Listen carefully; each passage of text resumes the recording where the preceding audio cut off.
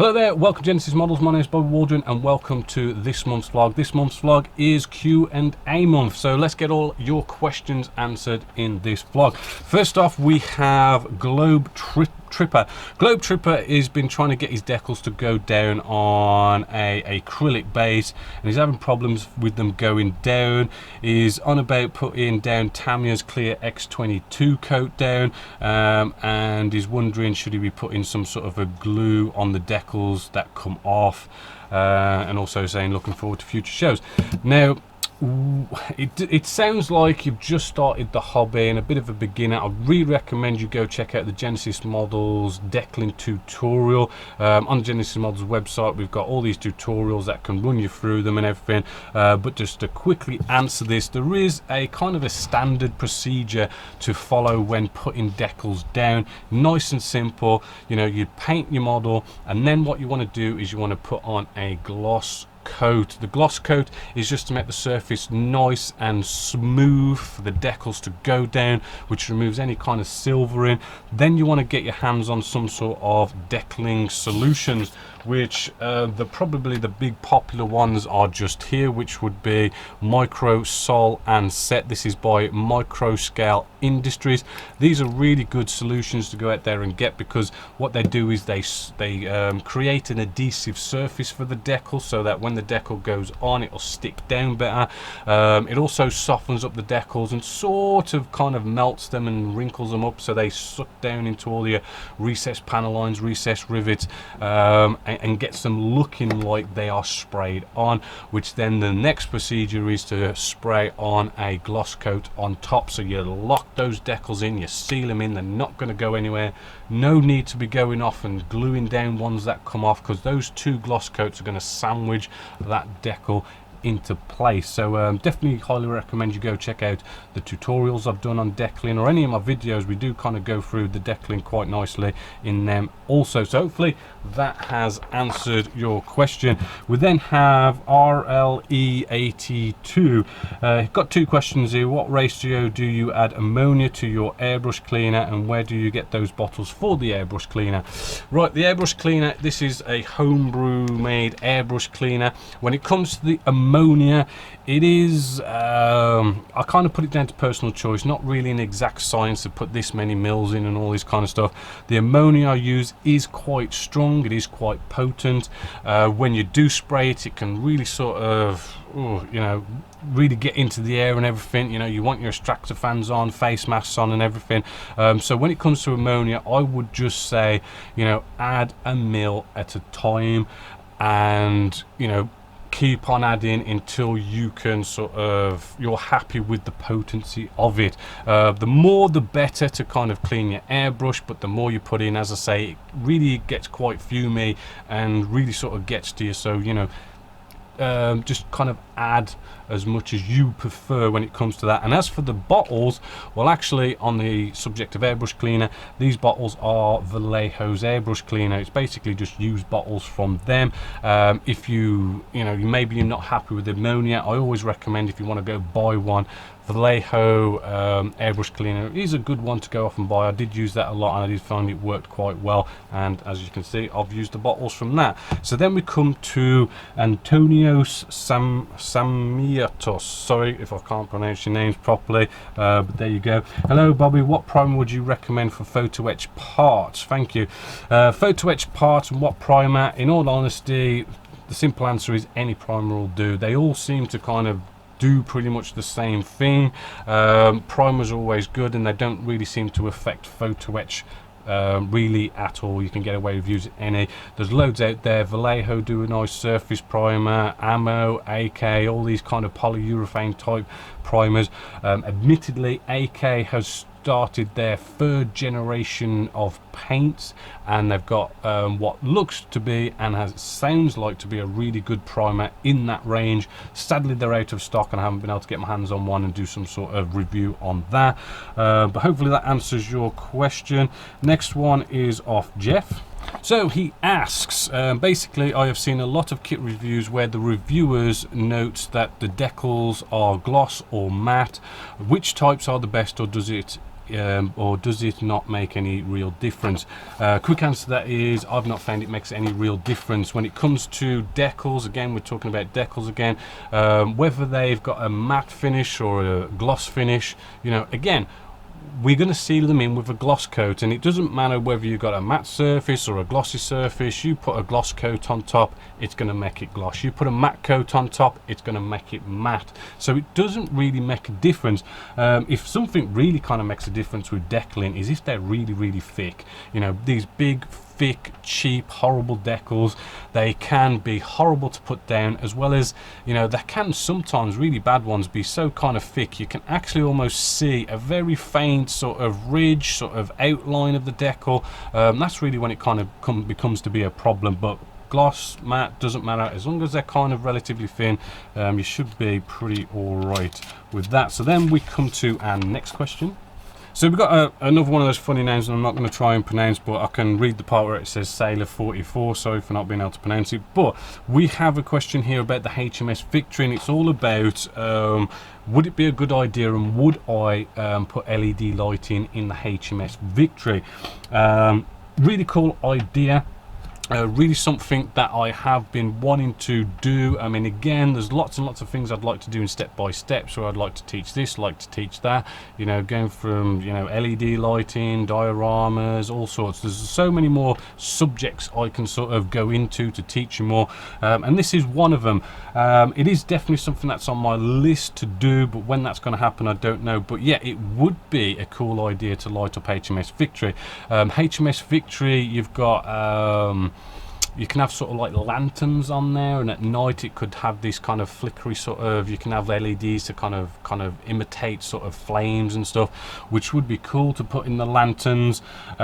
I'm probably way off that stage yet still, if I can kind of do it or whatever. There's still loads more that needs to be done on the HMS Victory before I kind of decide let's put some lighting in there or not. But yeah, it could be done, but there is quite a bit of a learning curve to go with it. You know, it's one of these things, you can't just kind of put a wire with an LED bulb on the end and then put it into a battery. You got to sort of get circuit boards together. It is kind of complicated. We're literally kind of going into a completely different ball game, making circuit boards and learning like resistors and capacitors and transistors, and making it so as it kind of does this flickery flame effect and stuff. And the same with sort of, you know, scale models as well. You know, you could put lighting in there and you can have flashes and all this kind of stuff, but again, it's all run by circuit boards, and it's probably one of these things where you kind of have to go off and buy them from somebody, and they're not really sort of readily available. It's kind of like trying to find someone who knows that kind of stuff and getting them to do a circuit board for you, for your kit or whatever you're going to do. But it is something I want to look down the lines, and we can sort of, you know, find out where we can get them from and how to go about it. But it is something that is going to be coming at some point in the future. So then we come to our last question by Stephen Walters. So what he wants to know here, again, we're coming to another decaling question, so it's a bit of a decaling theme. Basically what we've got here from Stefan is he's been in the US Air Force for some time. He's worked on F-15s, and what he wants to do is what a lot of veterans kind of want to do in scale modeling is, if they've ever, in my case, I used to drive the scimitars. In a lot of people's cases, they kind of flew this or they worked on that, and you kind of, as a veteran, you kind of want to go off and actually build that, and you want to get the exact decals to do those exact markings for the one that you worked on or drove or flew or whatever. And I totally and utterly understand that, but when it comes to decals, the problem is to get those exact markings. If you're lucky enough that they sell it and they've got those markings, fantastic. But the problem is they don't do every single tail number or marking number for every single vehicle or aircraft there was out there. So this is where you kind of got to probably buy 2 decal sets, right, or use one of the decal sets that you get with the kit for like the general markings around an aircraft. But then what you want to try and do is find they do these sort of number markings where it's just numbers and letters in different scales with different kind of fonts and all this kind of stuff, and it's just a big decal decal sheet that's just numbers and letters, you probably want to try and go and find that to kind of do your exact tail numbers if you want to go down that route, or anything like that. Even then you might not find it exact as you want, which then kind of brings us to option 2 if you can't find that, and that is making your own decals. Making your own decals again is another video I have been wanting to make myself, but I have played around with it and I've found there's quite a few problems to overcome with it, and it almost makes it not worth it. But the basic process of it is, when making your own decals, is first off you need to buy some decal film.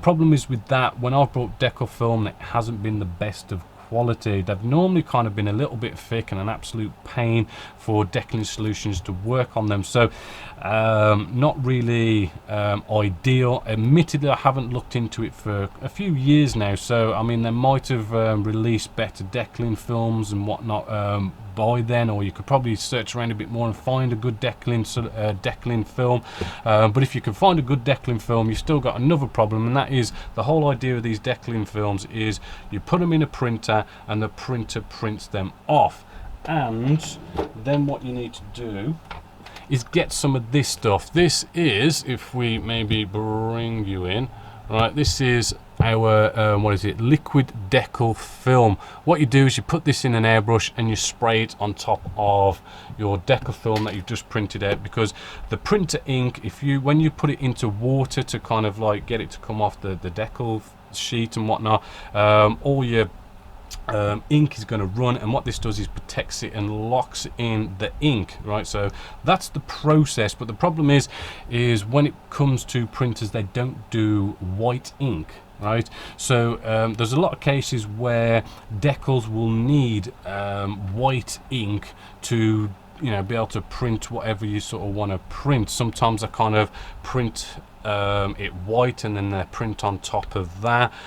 Sometimes some of the stuff you need has white in it, which is the whole reason why you don't have white ink in printers, is because you always print it on white paper basically. So that's the big downside. But problem is with that is, you know, you need to buy a proper printer, one that can take white ink. So then already your cost is going up if you want to go down that route, and as I say, you know, you got to find a good quality decal film, and then the other thing is you've got to know how to mess about with a computer at the same time, because the problem is, I mean, you could go off and as Stefan said here, you know, you go off, you go, I want this marking number, you can sort of write that into your computer and you can print it off on a piece of paper, and it's potentially not the right font, not the right size, not the right spacing, so you're probably going to be printing off, I'd highly recommend on normal paper, printing off loads and loads, trying to find the right font, you know, finding the right size and everything. I mean, it's not a case of what you do on the computer and you kind of work it all out and oh, that's going to be the exact size for the model you want. You know, it's kind of like a bit of trial and error. Just print off and sort of bring down the scale, or bring up the scale of the print that you do to get it to fit to the right size that you want, to make it look right and everything. There's a lot of messing about with it. Again, that's probably a tutorial for the future, but then as I say, you know, if you need to go off and buy a special printer for white ink and everything, it can be kind of expensive, and is it really worth it in the end? But maybe something we'll look at. But hopefully it's kind of answered your question to go off and try and find those you know, those numbers and letter decal films, or to maybe go down the route of maybe making your own actual decals themselves. So sadly that is it for all our questions for our Q&A for this month. But as always, you know, get over to the Genessis Models website. Over there we've got a nice forum thread which is all about the Q&A vlog, and you can put all your questions in there and you get your answers in the next month's Q&A, or any kind of PMs that you do via Facebook or emails or anything. You know, if you send me some sort of question, I'll put it in the next month's Q&A, and it'll get read out as you've already just seen. So hopefully you've enjoyed that. But as always, until next time, my name's Bob Waldron, this is Genessis Models, and I'll catch you later.